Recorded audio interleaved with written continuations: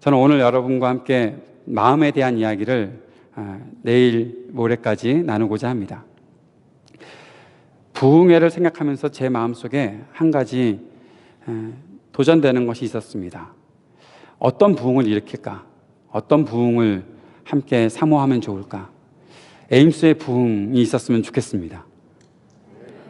그렇죠. 아멘 해야죠. 네. 그런데 에임스의 부흥이라는 게 뭘까? 제가 영어를 잘해서 에임스 모든 사람들을 다 불러놓고 저희 콜로세움인지 어디 스타디움에 가서 부흥 집회를 해서 에임스에 사는 5만 명이 다 회개하고 주님께 돌아오면 놀라운 기적이 일어나는 거겠죠. 그런 부흥이 어느 날 향후 15년 안에 있을 줄로 믿어도 될까요? 예. 에임스에 사는 한국인들이 한 500명 정도 된다는데, 저는 수천 명 다니던 교회에 다니다가 여기 왔는데 500명 정도야 갖다 놓고 부흥시키면 확실하게 할 수 있을까? 그런 것도 한번 꿈꿔볼 수도 있을 것 같은데, 그것도 향후 한 15년 이내에 할 수 있으리라 생각합니다. 아멘? 예. 그런데 첫 번째 부흥회를 하면서 내가 부흥을 간구해야 되는 것은 어디인가 생각을 해봤는데, 하나님께서 내 마음의 부흥이 있어야 되겠다라는 생각을 주셨습니다. 우리 각자의 마음의 부흥을 하나님께서 일으켜 주셨으면 좋겠다, 그러한 사모함이 들었습니다. 그래서 우리의 마음을 하나님께 조금 더 가까이 나가게끔 하는 그런 부흥이 있었으면 좋겠다라는 생각을 하게 되었습니다. 참 심심한 에임스 땅, 내년에는 이 말 안 할 수 있게 되기를 바랍니다. 참 심심한 에임스 땅, 이 땅에 살면서 혹시 우리의 마음도 굉장히 심심해진 것은 아닐까?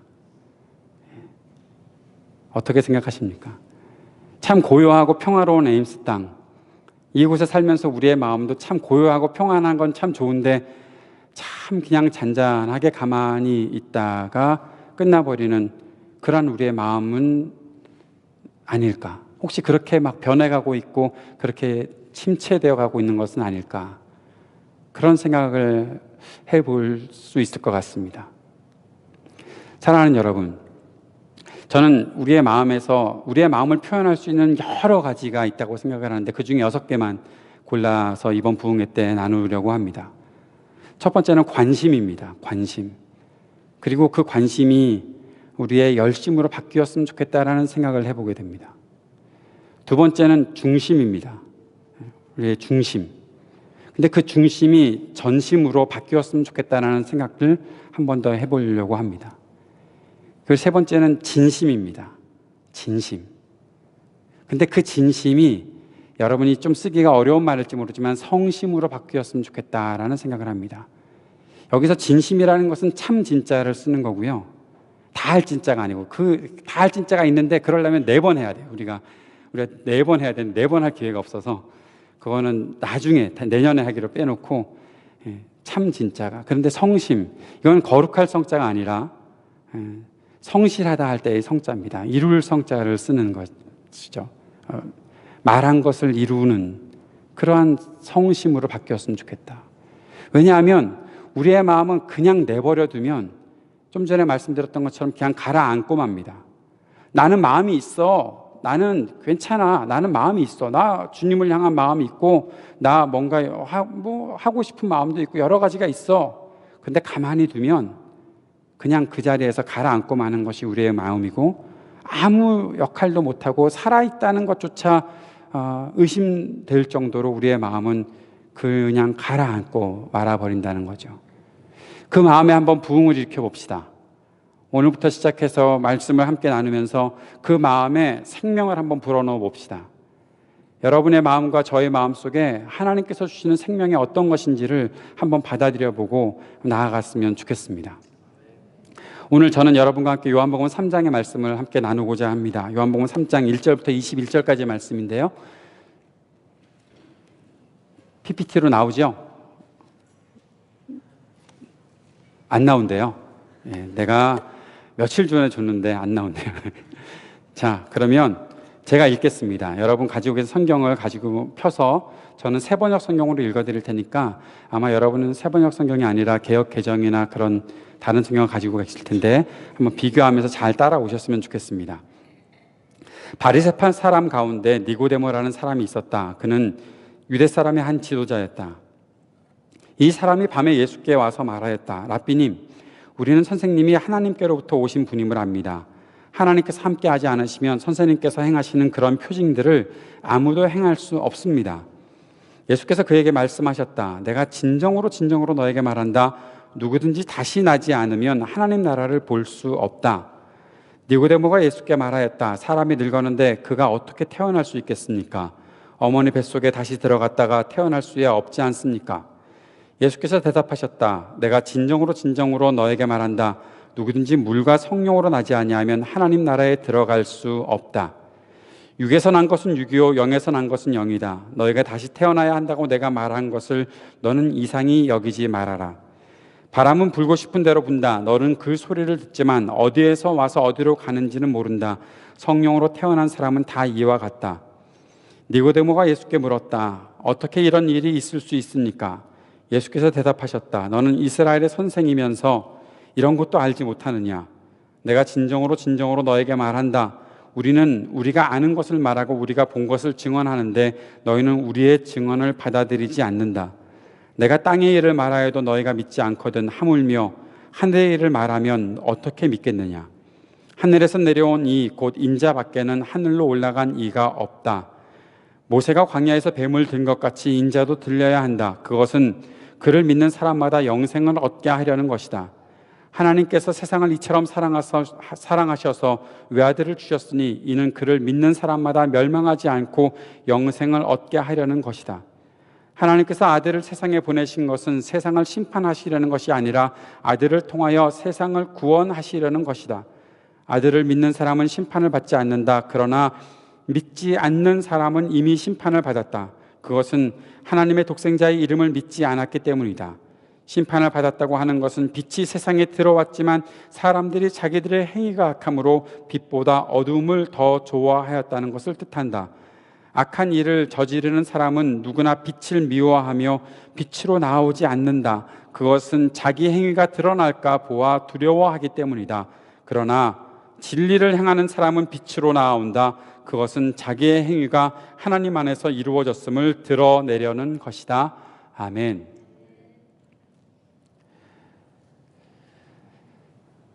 니고데모라는 사람이 어느 날 밤에 예수님을 찾아왔습니다. 예수님을 찾아왔는데 그가 밤에 찾아왔다는 것이 하나 수상한 일입니다. 여러분, 밤에 사람 찾아가 본 일 있으십니까? 밤에 아무도 보지 않을 때 몰래 찾아간다는 뜻입니다. 사람들이 내가 그 사람 집에 가는 것을 몰라야 돼요. 무섭지? 누군가 나를 밤에 찾아오는데 그 사람이 나를 찾아오는 것을 사람들이 몰라야 돼요. 왜 그럴까요? 숨기고 싶은 거예요. 그 사람을 만난다는 것 자체를 숨기고 싶은 마음이 있는 거예요. 니고데모는 율법학자였습니다. 바리새인이었습니다. 이스라엘에서 존경받는 사람이었습니다. 공회의 회원이었습니다. 그는 사람들이 비판하고 있는 예수님에 대해서 같이 비판해야 되는 사람이었습니다. 사람들이 싫어하는 예수님에 대해서 같이 싫어하는 모습을 보여줘야 되는 사람이 바로 니고데모였습니다. 그러니까 사람들이 일하지 않을 때, 사람들이 돌아다니지 않을 때, 아무도 없을 때에 예수님을 찾아가야 되는 것이었어요. 예수님을 만나야 되는 것이 불편했기 때문입니다. 니고데모와 함께 오늘 한 사람 더 이야기하고 싶은 사람이 있는데 그것은 다윗이라는 사람입니다. 사무엘하에 보면 사무엘하 7장에 다윗이 어느 날 왕궁 앞에서 이렇게 밖을 내다보고 있는데 무엇이 보였나 하면 여호와의 궤가 있는 성막이 보였고 여호와의 궤를 보게 되었습니다. 거기에 관심을 갖게 되었습니다. 여호와의 궤가 텐트에 있네. 나는 왕궁에 살고 있는데 하나님의 궤는 하나님의 임재를 상징하는 것이었거든요. 하나님께서 살아서 우리 안에 함께 계신다라는 것들을 상징하는 그 물건이, 그 상징이 텐트 안에 있는 거예요. 나는 화려한 궁전에 살고 있는데 그것을 보면서 내가 하나님의 집을 지어드리고 싶다. 하나님께서 저렇게 텐트 안에 거하시는 것이 내 마음에 너무 미안한 거예요. 그때 다윗은 집을 지을 만한 그런 천한 사람이 아닙니다. 그리고 지금 자신의 지위나 모든 것들이 아주 잘 나가고 있었던 그런 때였기 때문에 다 사실 다른 일들을 할까? 그래서 하나님께 잘 보이고 그럴 필요도 없는 사람이었습니다. 다윗은 굉장히 모든 왕권이나 자신의 힘이 강력해졌을 때였거든요. 그런 때였는데 지금 관심이 없어서 성막을 바라보면서 집을 지어드릴까? 다윗이 그동안 하나님 앞에 정말 잘 살았습니다. 하나님 앞에 부족할 것 없이 잘해왔던 사람이었습니다. 그래서 하나님이 그의 왕권을 높여주셨던 그러한 때였거든요. 그런데 다윗은 지금 하나님께 더 잘 보이고 싶은 마음이 하나 생겼고, 그것이 하나님의 집을 지어드리고 싶다라는 그런 관심을 갖게 되었던 것입니다. 아주 위대하고 모든 것들을 다 이루었던 사람 같은데 그 사람에게 아주 작은 관심이 하나 생긴 것이죠. 니고데모도 좀 전에 말씀드렸던 것처럼 사회적인 지위와 권한과 힘들이 대단했던 사람이었습니다. 그런데 그 사람이 지금 자신의 또래, 자신의 무리들, 자신이 속해 있는 그 소속 단체나 그런 곳에서는 상당히 비판을 가하고 있었던 예수님에 대해서 관심이 생기기 시작해서 예수님을 찾아오게 된 것이었습니다. 사랑하는 여러분, 여러분은 요즘 어떤 일에 관심이 있으십니까? 에임스에 이진영이라는 목사가 왔는데 관심은 가는데 가볼까 말까, 나도 우리 교회 다녀야 되는데, 우리 교회 가야 되는데 어떡할까 말까, 난 바쁜데 학교에서 공부할 것도 많은데, 학교에서 내 직장에서 해야 될 일도 너무너무 많은데 이 금요일 저녁 때 이 시간을 내가 쪼개서 내서 가봐야 할까 말까, 그런 생각들을 갖고서 혹시 그것에 관심이 생겨서 이렇게 오신 것은 아닌가요? 없는 걸로 알겠습니다. 그런 분들은 없는 걸로. 어쨌든 어떤 것에 관심이 있으십니까? 세인트 루이스가 오늘 졌는데 과연 와일드카드 결정전에 나갈 수 있을까 없을까, 그것에 대해서 혹시 관심을 많이 갖고 계십니까? 그래서 오늘 무슨 일이 생길까 그런 일에도 관심이 있는 사람들이 있을 수도 있겠죠. 우리는 과연 어떤 일에 관심을 가지고 살까요? 그런데 그 관심을 표현하고 그 관심을 내 것으로 끌어당기기 위해서 불편한 일들이 있습니다. 쉽게 그 관심을 내 것으로 당길 수 있으면 할 수 있을 것 같습니다. 그런데 그 관심을 표현하기에는 상당히 불편합니다. 시간도 들여야 하고 땀도 흘리고 노력도 해야 되고 남들이 하지 않는 다른 일들을 내가 해야 되고 그동안 하지 않았던 어떤 일들을 내가 해야 된다고 생각을 하면 사람들은 관심을 가졌다가도 그 관심이 이렇게 멀어지기 시작하는 것이죠. 누구를 좋아하는 것도 마찬가지고 어떤 물건을 내 것으로 만들고 싶은 것도 마찬가지고, 그런 어떤 부분에서 내가 뭔가 좀 끌리는 듯한 관심이 있었는데 그 관심을 표현하기에는, 그 관심을 내가 나타내기에는 불편한 일이 있을 때 내 마음에 그 관심에 대해서 멀어지는 경우들을 발견하게 된다는 겁니다. 여기서 관심이라는 것이 무엇인지 한 번만 더 생각을 해봅시다. 영어에서는 굉장히 재밌는 단어가 interest란 단어예요. interest란 단어가 관심이란 뜻 맞잖아요. 맞죠? 예. 맞잖아요. 내가 지금 에릭한테 물어볼 수는 없잖아. 맞잖아. interest는 어떤 단어가 이렇게 합성되어 있는 건가 하면 inter라는 가운데라는 단어고 est라는 단어는 뭐가 있다라는 거거든요. 나와 너 사이에 뭐가 있어요. 뭐가 어떤 것들이 생기기 시작했어요. 그것이 관심이라는 단어예요. 나하고 조집사님하고 사이에 뭐가 있어요. 옛날 같아서 2달 전만 해도, 3달 전만 해도 우리 아무 사이 아니었어요. 그죠? 근데 어느 날 뭔가 생기기 시작했어요. 이게 관심이라는 단어예요. 뭔가 이 속에서 작동을 하기 시작해요. 뭔가 움직이기 시작해요. 그게 관심이라는 단어예요. 한자에서는 관자가 그 끌어당긴 완자로 쓰여지기도 하는데 뭔가 이렇게 끌어당기는 거예요. 관계한다는 말은 내가 그 사람과 끌어당기는 거예요. 내가 동호를 끌어당기는 게 관심이 되는 거예요. 끌어당겨요. 그래서 넌 내 설교를 들어 좀 라고 말하는 게 그게 관심이라는 말이에요. 끌어당기는 거예요. 가만히 있는 것은 관심이 아니에요. 움직이는 것이 관심이에요. 그 속에 뭔가가 움직여 나가는 것이 관심이라는 단어예요. 그러니까 불편한 거죠. 안 해도 되는데. 그치? 나하고 아무런 관계가 없었으면 여기 안 나와도 되잖아. 까지 삼계탕 안 먹으면 그만이지. 그리고 안 나갔으면 되는데 그것을 먹어야 된다라는 그 강박관념에 나와서 앉아 있어야 되는 이 불편함들이 생기는 거잖아요. 서서히 이제 배가 불러오면서 조금씩 졸리기 시작할 거예요. 근데 그 모든 것들을 견뎌내야 되는 이 불편함을 감수해야 되는 것이 관심이라는 단어가 갖고 있는 함정이에요. 그걸 아세요, 여러분? 끌어당기려면 힘이 들어가요. 그 사이에 뭔가가 작동을 하기 시작하면 내가 그동안 하지 않았던 노력들이 있어야 돼요. 그게 관심이에요. 관심은 그냥 가만히 있는 게 아니에요. 지나가다가 보고서 저걸 한번 가졌으면, 여러분 그거는 관심이라고 표현하지 않아요. 그건 호기심일 수도 있어요. 호기심하고 관심하고는 많이 다를 거라고 생각을 해요. 그냥 있어도 되고 없어도 되는 것은 그냥 그렇게 넘어가는 거예요. 관심이라는 건 자꾸 생각나는 거예요. 왜? 저걸 내 것으로 만들고 싶으니까. 나와 너 사이에, 특별히 사람 사이에서는 그 사이에 뭔가 좋은 작동을 할 수 있는 그런 힘들을 만들어내고 싶으니까 관심에는 에너지가 들어가는 거예요. 니고데모가 관심을 갖기 시작했어요.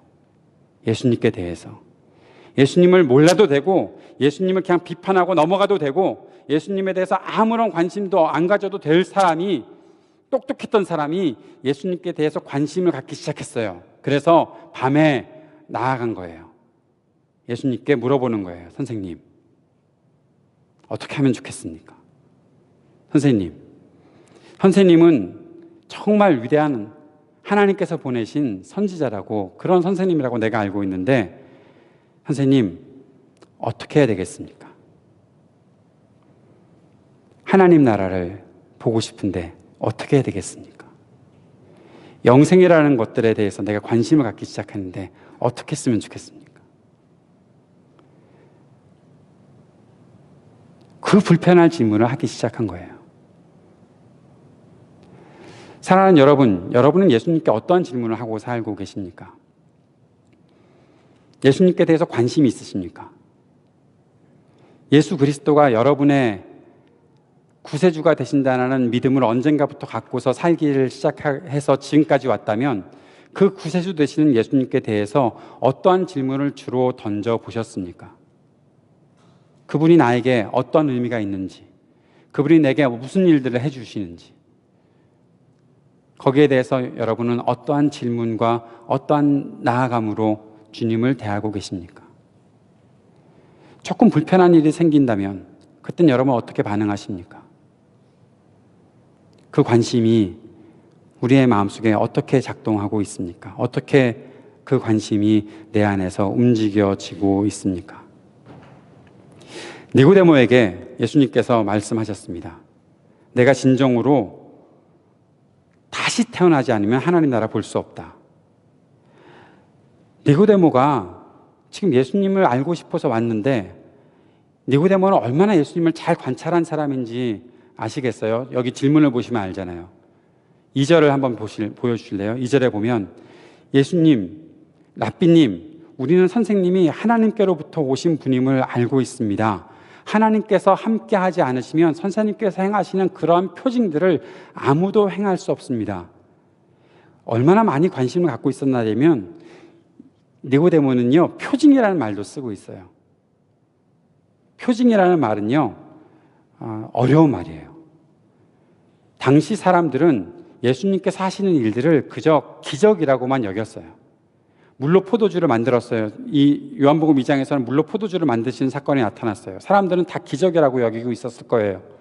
근데 예수님께서는, 그리고 사도 요한은 그것을 표징이라는 말을 써요. 표적이라는 말을 써요. 왜냐하면 표적과 기적은 굉장히 다르거든요. 기적은 놀라운 일이에요. 그냥 물이 포도주가 됐으니까 이건 기적이에요. 그죠? 화학 전공하시는 분들은 아실 거예요. 물이 포도주가 되는 건 기적이에요. 그거는 사람이 설명할 수가 없어요. 어떻게 해야 되지? 그걸 원소기호는 뭘 어떻게 해야 되지? 그런데 그걸 사는 사람들은 다 기적이라고 말하고 있을 때 예수님은, 요한은 그것을 표적이라는 말을 쓰고 있어요. 왜냐하면 그걸 통해서 무엇인가를 나타내고 싶은 것이 있기 때문에 그래요. 표적이라는 건 그거예요. 기적이 일어났어요. 듀영이가 나를 보고 있는 기적이 일어났어요. 근데 이것을 통해서 어떠한 새로운 사건들을 말하고 싶을 때는 그것은 표적이에요. 그냥 이건 놀랍다 그러면 그건 기적이지만, 이것을 통해서 누군가에게 어떤 메시지를 전하고 주고 싶을 때는 표적인데, 여러분 보세요. 니고데모가 예수님께서 행하시는 일을 보면서, 예수님께서 행하시는 병자를 고치시는 일, 사람들에게 놀라운 일들을 나타내는 그 일들을 보면서 니고데모가 당신이 행하는 기적은 하나님이 함께하지 않으시면 할 수 없는 일입니다라고 말하지 않았어요. 당신이 행하시는 표징은 하나님께서 함께하지 않으시면 행할 수 없는 일입니다. 니고데모에게 얼마나 많은 관심이 있었던 거예요. 예수님께 대해서. 여러분은 예수님께 대해서 이러한 관심을 갖고 계십니까? 이렇게 예수님께 질문해 보고 싶고 관찰해 보고 싶고 예수님이 어떤 분이신지에 대한 그런 마음들을 더 갖고 싶은 그런 관심들이 있으십니까? 우리 안에 그런 관심들을 한번 살려내 봅시다. 예수님은 나에게 어떤 분이신가? 예수님이 나를 구원하셨다는 거 그래 믿어요. 예수님이 죄인들을 위해서 죽으셨다는 거 그래 내가 인정해요. 알아요. 예수님이 영원히 나의 주인이 되었는데 오케이 알았어요. 알았다고요. 그리고 그걸로 끝 낸다면 그것은 더 이상 관심을 갖는 것이 아니지요. 믿음이라는 것을 단순한 하나의 사건으로만 생각하고 있는 것이겠지요. 단순히 그것을 기적이라고 생각하고 있는 것이겠지요. 그 기적을 보면서 그냥 놀라는 걸로 끝나는 것이겠지요. 그런 기적을 한번 보고 싶은 것밖에는 우리 안에는 더 이상 다른 관심은 없는 것이겠지요. 그런 관심은 쉽게 사라져버리고 말아요. 그런데 니고데모가 가지는 관심은 달랐어요. 예수님께 조금 더 가까이 나가고 싶었던 거예요. 예수님의 말씀을 조금 더 듣고 싶었던 거예요. 그 표징들은 하나님께서 함께하지 않으시면 일어날 수 없는 일이라는 걸 압니다. 그 말은 다시 말하면 무슨 뜻이에요? 그것을 통해서 하나님께서 내게도 뭔가 말씀하시는 것이 있었으면 좋겠습니다 라는 뜻이죠. 그것을 통해서 하나님께서 나에게 어떤 말씀들을 해주시는지 내가 그것을 깨달았으면 좋겠습니다 라는 뜻이죠. 나이가 많이 든 니고데모가 그렇게 말을 하고 있는 거예요. 그랬더니 예수님께서 무슨 말씀하세요? 3절에 내가 진정으로 너에게 말한다. 누구든지 다시 나지 않으면, 우리가 잘 알고 있듯이 거듭나지 않으면 하나님 나라를 볼 수 없다라고 이해가 안 되는 말씀을 하신 거죠. 그런데 니고데모가 거기에 대해서 그렇게 묻습니다. 사람이 늙었는데 그가 어떻게 태어날 수 있겠습니까? 다시 태어날 수 있겠습니까? 여러분, 사람이 이미 자랐으니까 라고 표현하면 누구에게나 적용되는 그런 말이라고 생각을 하는데, 저는 이 말이 니고데모가 자신을 가리켜서 하고 있는 말이라는 생각이 들었어요. 왜냐하면 세번역 성경에서 그렇게 번역을 해놨는지 모르겠지만 사람이 늙었는데 라고 말하고 있기 때문에, 니고데모가 늙었거든요. 여러분, 니고데모는 예수님께서 하시는 말씀을 나에게 하시는 말씀으로 받고 있는 거예요. 사람이 가지고 있는 관심이, 예수님께 대해서 갖고 있는 관심이 지금 나에게 하시는 말씀이라고 생각하고 있는 거예요. 사람이 늙었는데 어떻게 태어날 수가 있습니까? 라고 묻고 있는 거죠. 나는 늙었는데 내가 어떻게 다시 태어날 수 있겠습니까? 라고 물어보고 있는 거죠. 하나님 나라를 보고 싶은 마음이 있는 거예요. 누구를 통해서? 예수 그리스도를 통해서 하나님 나라를 보고 싶은 마음이 있는 거예요. 예수님을 통해서 나의 삶이 다시 새롭게 되는 일들을 경험하고 싶은 거예요. 예수님을 통해서 내가 하나님 나라의 그 하나님의 통치를 다시 경험해 보고 싶은 마음이 있는 거예요. 그것이 니고데모의 관심이었던 거죠. 그 이후에 예수님께서 너 그런 것도 모르냐, 이스라엘의 선생이? 한마디로 말하면 니고데모는 지금 예수님 앞에서 창피한 거예요. 부흥회니까 조금 더 심한 말을 쓸까요? 니고데모는요, 지금 무지, 맞아요. 여러분이 생각하는 그 말 맞아요. 제가 할 줄 알았죠? 저는 좋은 말만 쓰는 사람이에요. 그래서 그런 말을 안 쓰려고 그래요.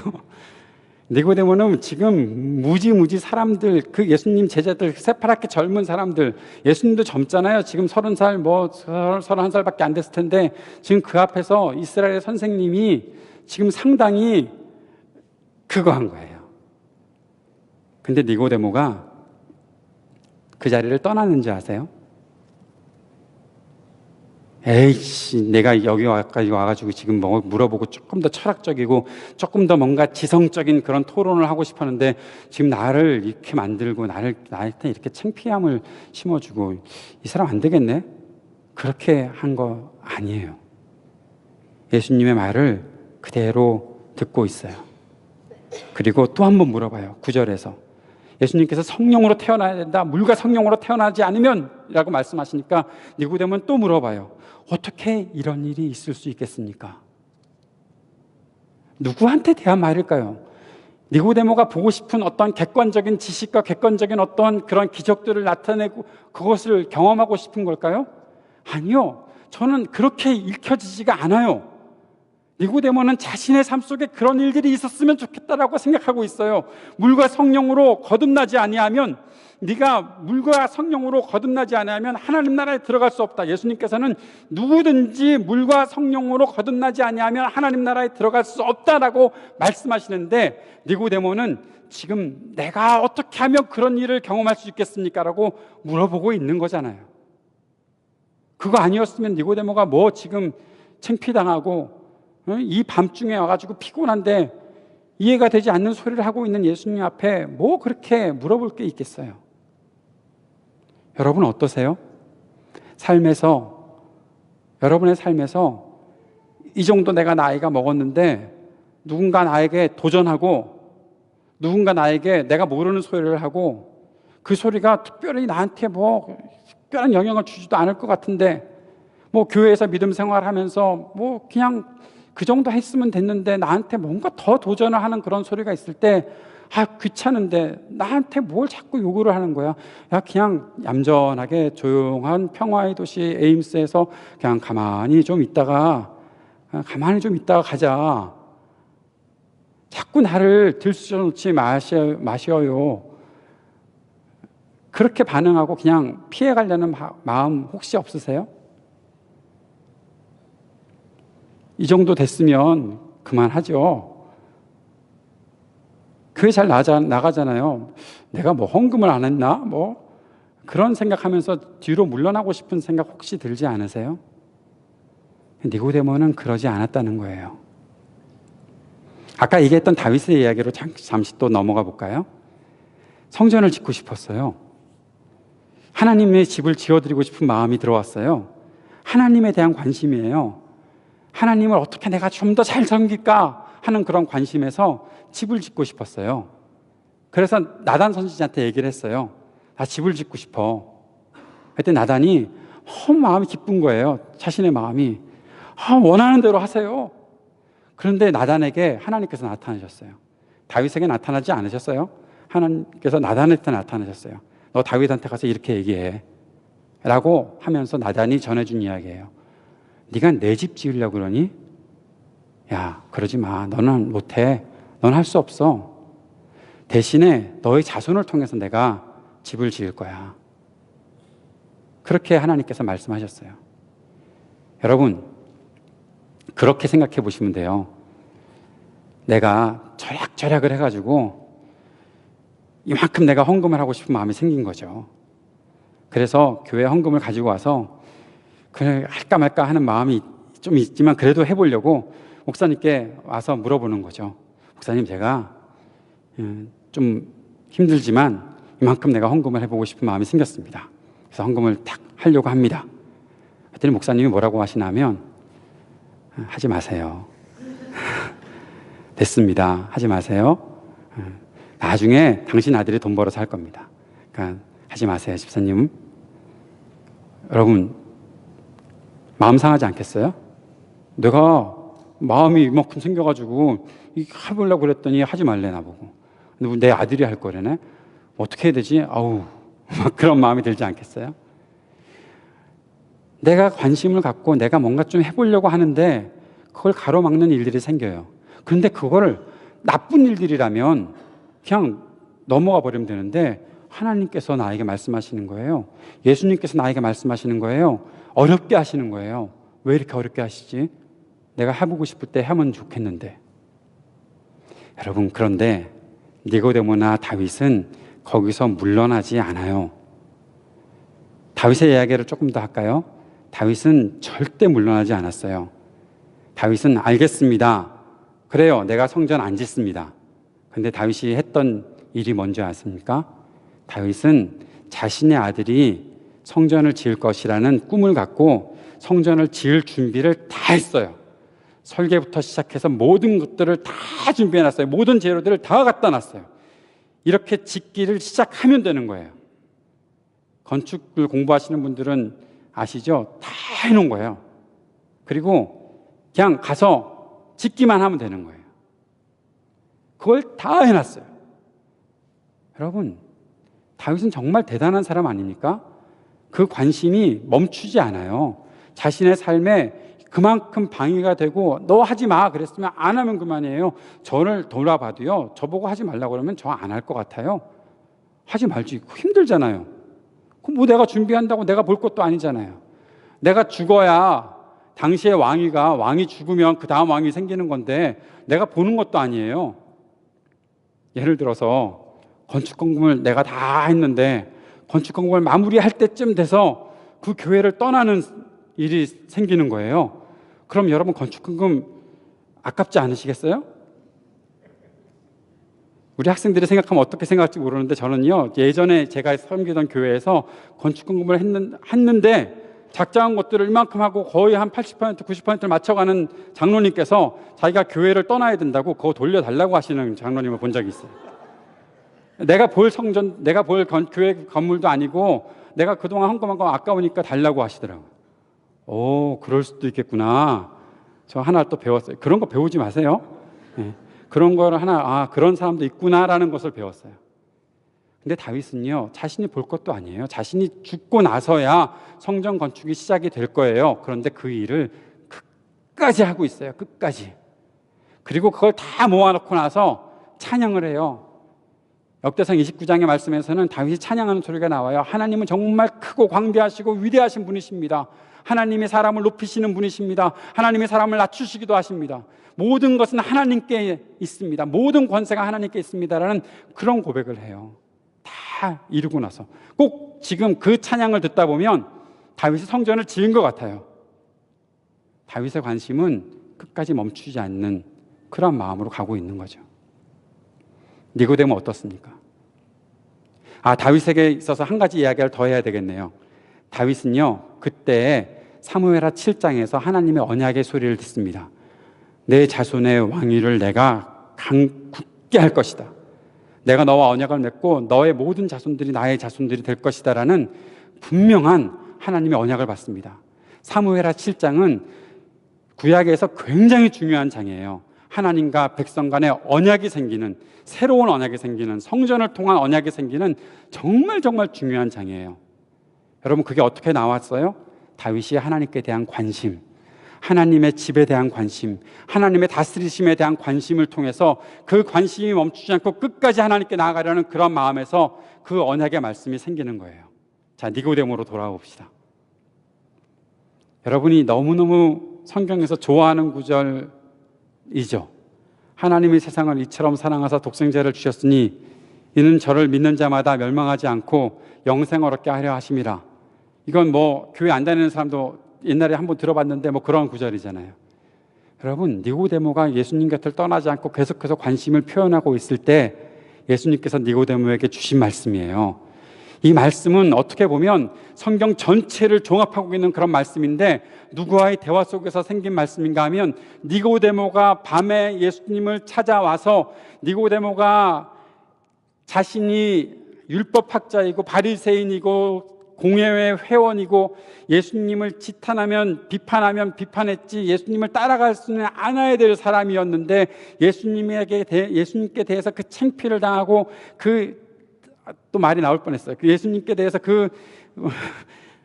당할 뻔한 그 쪽팔림을 무시하고 나아갔던 것 때문에 예수님께서 하신 말씀이, 하나님이 세상을 이처럼 사랑하사 독생자를 주셨으니 이는 저를 믿는 자마다 멸망치 않고 영생을 얻게 하려 하심이라는 그런 말씀이 니고데모의 그 관심 속에서 생겨난 거예요. 사랑하는 여러분, 예수님께 대해서, 하나님께 대해서 우리가 갖고 있는 관심이 어떤 관심입니까? 그 관심 때문에 하나님께서 나에게 주시는 약속의 말씀을 품어본 적이 있으십니까? 하나님께서 주시는 그 약속의 말씀, 그 말씀 때문에 내 삶에 그 어떤 것과도 바꿀 수 없는 너무너무 중요한 생명의 말씀을 내 마음속에 받아본 적이 있으십니까? 그 말씀이 들리기 전에 우리는 너무 쉽게 일어나잖아요. 자리에서 너무 쉽게 일어나잖아요. 믿음의 길에서 너무 쉽게 돌아서잖아요. 그냥 포기하고 돌아설 때가 얼마나 많이 있었습니까?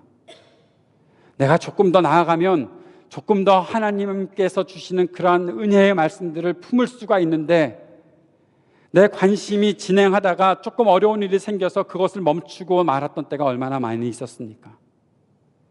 저는 우리의 관심을 이제 조금 더 성숙한 마음으로 바꿔보자라는 그러한 도전으로 오늘 여러분께 제시하고 싶은 것이 열심입니다. 열심.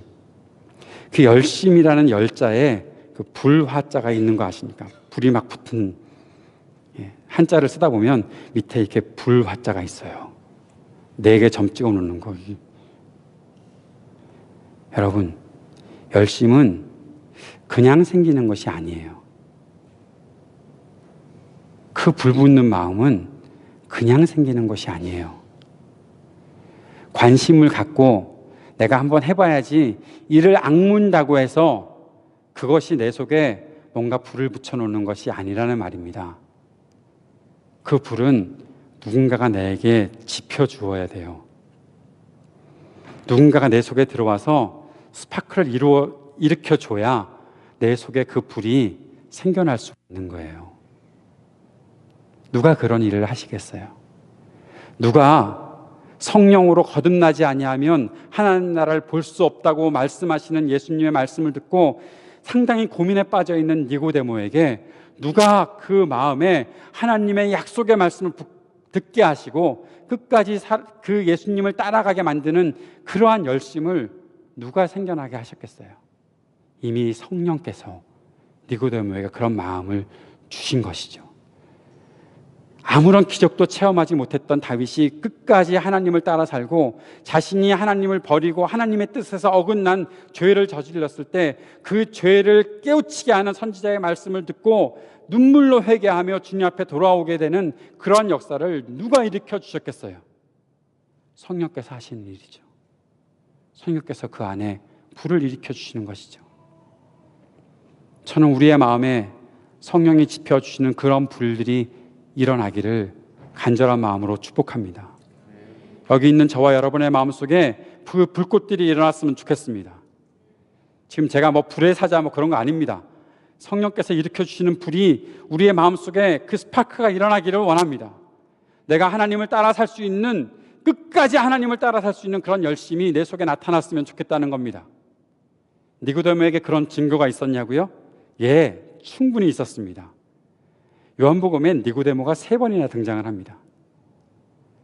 몰랐죠? 왜? 3번 등장을 해요. 7장에 니고데모가 등장을 합니다. 바리새인들이 예수님을 죽이자고 공회에서 의논하고 있었을 때 니고데모가 갑자기 일어나서 말합니다. 우리 율법에 아무런 증거도 없이 사람을 그렇게 죽이는 법이 어디 있느냐 라고 물어봅니다. 여러분, 예수님이 공격을 당하시고 있는데 니고데모가 일어나서 예수님을 죽이려고 하는 사람들 앞에 우리가 어떤 증인도 지금 서지 않았는데 어떻게 예수님 죽일 수 있냐고 그렇게 말을 한다는 건 예수님 변호하는 거잖아요. 그렇지 않습니까?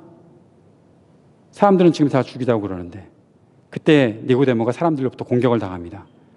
너 예수님 따라다니지? 너도 그의 제자지? 너 바리새인이고 너 율법학자고 너 공회 회원이라고 그러면서 예수님 따라다니지? 니고데모의 마음에 얼마나 떨리는 막 떨리지 않았겠습니까? 어떻겠어요?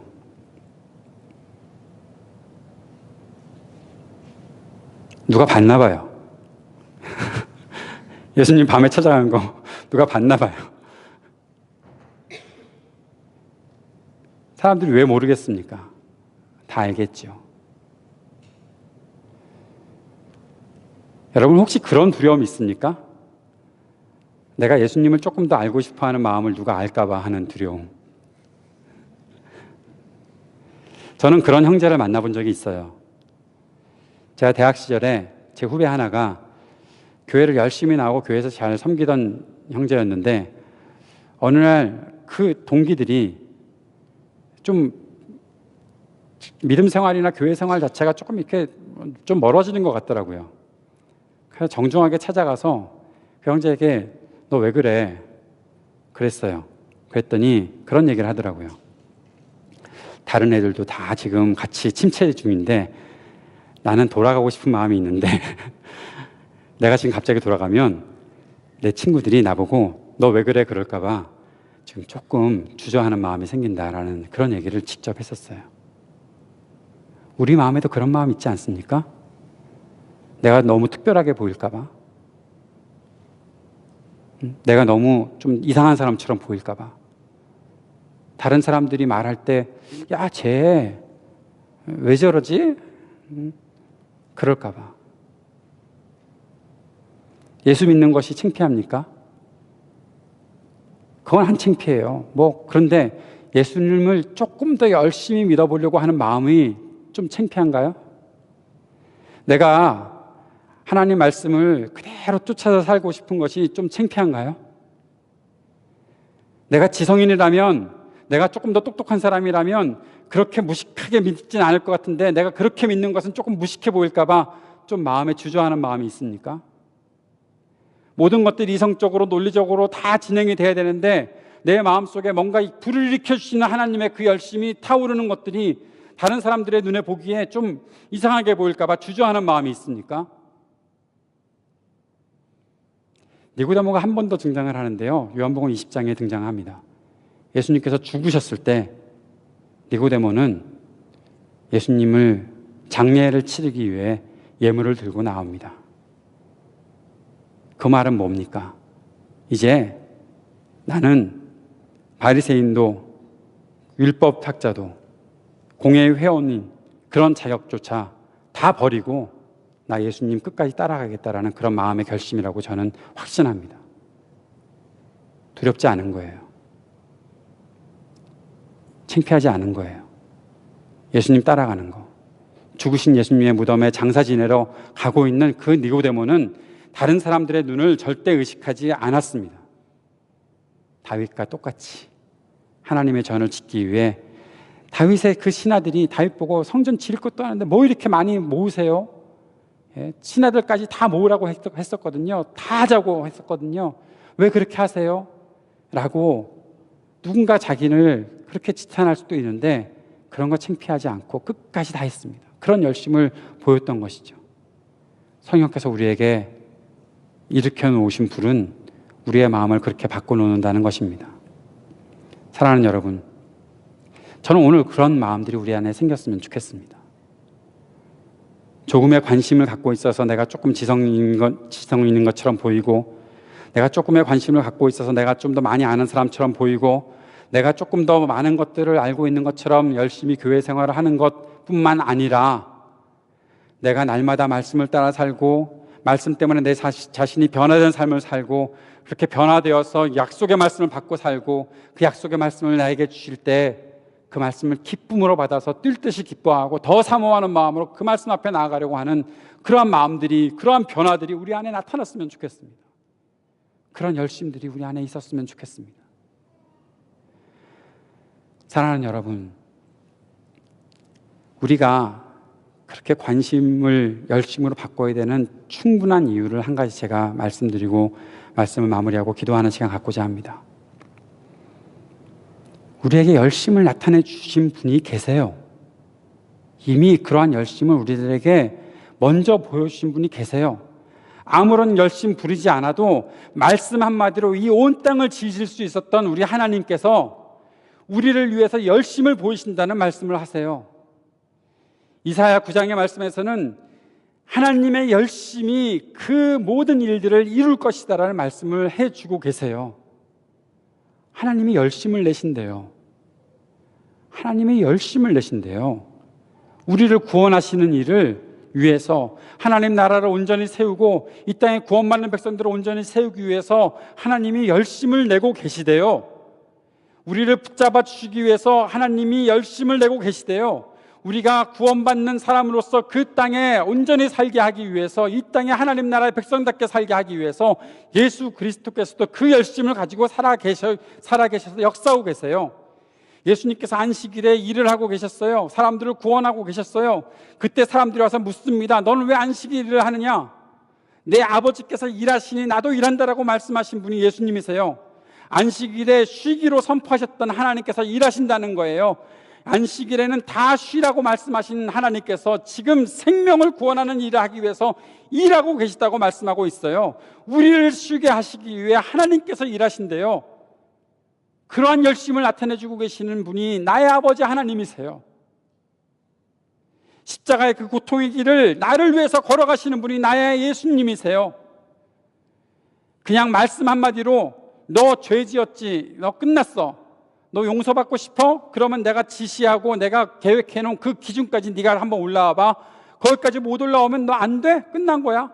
그렇게 말씀해도 우리는 아무 할 말이 없어요. 누가 거기에 대해서 대꾸하겠어요?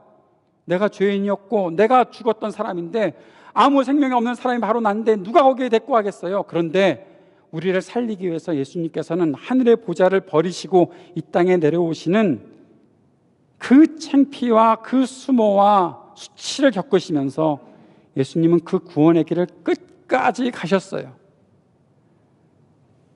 목마르다고 할 때, 십자가 위에서 목마르다고 할 때 신포도주를 예수님의 입술에 대는 사람들, 예수님의 옷을 다 벗기고 그 옷을 찢어서 제비를 뽑는 군인들, 그 수치를 당하시고 조롱을 겪으시면서 예수님께서는 땀과 피를 다 쏟으시고 물을 다 쏟으시고 우리를 구원하시기 위한 열심을 나타내 보이셨어요.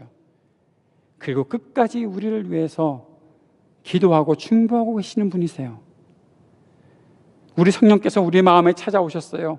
우리 마음속에서 어떤 일을 하고 계시는지 아세요? 말할 수 없는 탄식으로 우리를 위하여 간구하고 계시대요. 왜 하나님께서 탄식하십니까? 하나님이신 성령께서 왜 탄식하십니까? 말 안 듣는 사람들 한 방 날리면 끝나버릴 텐데 왜 하나님께서 탄식하십니까? 왜 그런 열심을 나타내 보이고 계신가요? 우리를 사랑하셔서요. 우리를 구원하고 싶으셔서요. 우리를 그 백성 삼으시고 싶으시고 우리를 그 하나님의 자녀 삼으시고 싶으셔서 우리를 위해서 그 열심을 나타내주고 계신다는 거예요. 그런데 우리는 어떻습니까? 지금까지 우리의 모습은 어떻습니까? 하다가 말고, 나에게 가까이 오면 내가 좀 가까이 가는 것 같다가도 나에게서 멀어지는 것 같으면 금방 쉽게 멀어지고, 결심을 하지만 그 결심을 이루지 않는 이 이유들을 수천 가지 수만 가지 대고 매일매일 말씀 묵상하면서 살아야지, 에이 내일부터 해야지, 매일매일 주님 앞에 헌신된 삶을 살아봐야지, 아유 내일부터 해야지, 자꾸만 미루고 주저하고 남의 눈치 보고 나의 하나님을 바라보진 않고, 나를 위해서 열심을 내고 계시는 우리 하나님을 바라보진 않고 그냥 내 마음의 편한 대로 조금만 불편한 거는 하지 않으려는 그런 마음들이 우리 안에 있는 것은 아닌지, 그것을 가지고서 내가 그래도 좀 관심이 좀 있었습니다. 내가 그래도 옛날에 좀 열심을 냈던 사람입니다. 지금은 때가 아니어서, 지금은 상황이 나에게 그렇게 받쳐주지 않아서 내가 삶이 너무너무 어렵고 피곤하거든요.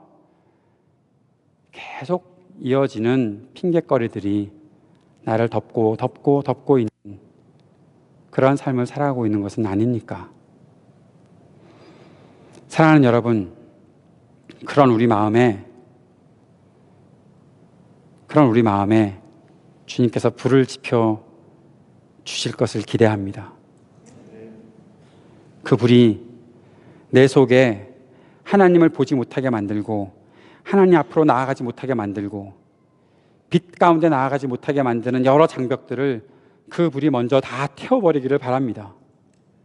그리고 그 불씨가 내 속에서 점점 타올라서 우리 하나님 앞에 내가 온전해질 수 있도록 나를 다듬어 주시는 그런 불로 활활 타오르게 되기를 바랍니다. 그리고 그런 열심으로 하나님 앞에 조금 더 가까이 가는 그런 우리가 되었으면 좋겠습니다. 니고데모처럼 변화된 삶을 살아가는 우리가 되기를 원합니다. 다윗처럼 끝까지 자신의 소명들을 감당해낼 수 있는 사람이 되기를 간절히 소원합니다. 사랑하는 여러분, 그렇게 한번 살아보았으면 좋겠습니다. 주님, 내가 지금 땀 흘리고 있습니다. 주님, 내가 지금 열심히 달려가고 있습니다. 그렇게 인생에서 고백할 수 있는 그런 우리들이 되었으면 좋겠습니다. 맨날 미안해하고 맨날 뒤돌아서고 가만히 있고 하는 그런 우리들이 아니라, 하나님께서 나에게 일어서라 할 때 일어서고 열심을 내보자, 나도 너를 위해서 이렇게 열심을 내는데 그렇게 한번 해보자 하실 때 네, 알겠습니다 라고 자신 있게 대답할 수 있는 저와 여러분이 되었으면 좋겠습니다.